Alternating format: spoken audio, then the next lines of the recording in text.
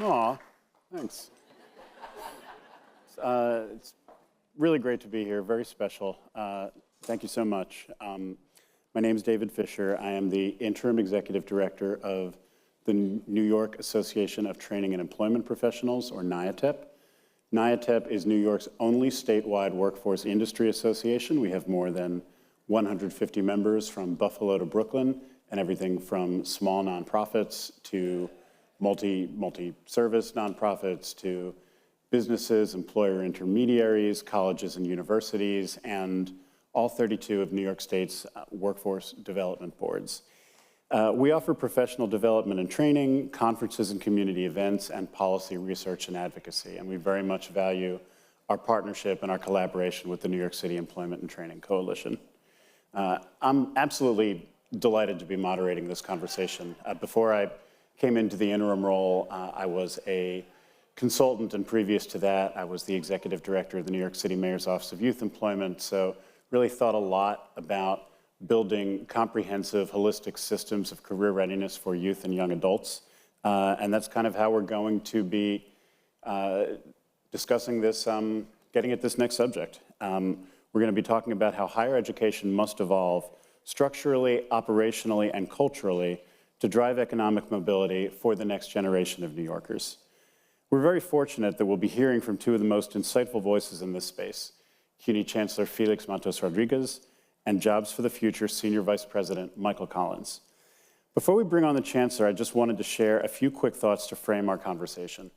First of all, I'm sure everybody in the room knows this, CUNY is a socioeconomic mobility powerhouse.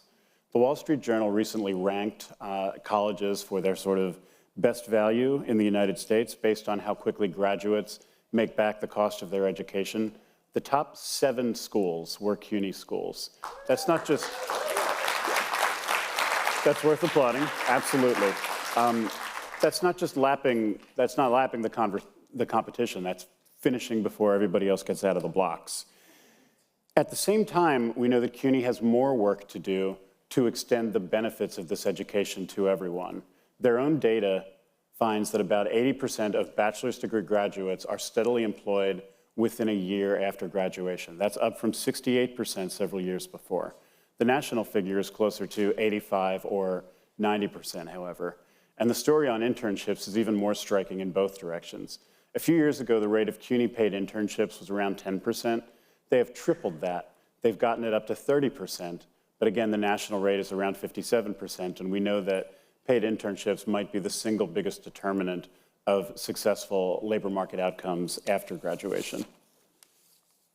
Third point, while we think of college primarily through the frame of degrees, CUNY serves roughly as many students through adult and continuing education programs as through their degree programs if you look across the entire system. There are also, I'm sure some of you saw a piece in Chalkbeat last week that talked about how there are 34,000 New York City high school students of New York City public schools, now taking dual enrollment courses through CUNY.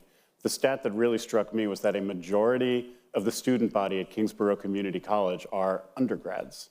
Not college undergrads, high school undergrads. So that is, I mean, if you're familiar with Jobs for the Future's work around the big blur and just these ideas of how do we kind of create more personalized and a wider menu of education and career readiness experiences, this is all a good sign. But again, it sort of, complexifies the question of how do you reconfigure college for all these new realities.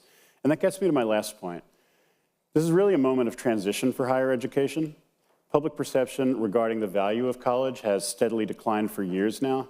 Falling birth rates signal a smaller potential pool of future students. And we have a federal administration, I don't need to tell anyone in this room, that often seems inclined to view the higher education sector less as an economic input and more as a culture war enemy. Now, CUNY, the City University of New York, dedicated to broad access and advancement, the largest local system in the United States, sits at the intersection of all these trends. And there's nobody better to help us think through it and talk through it than the Chancellor of CUNY, Felix Matos Rodriguez.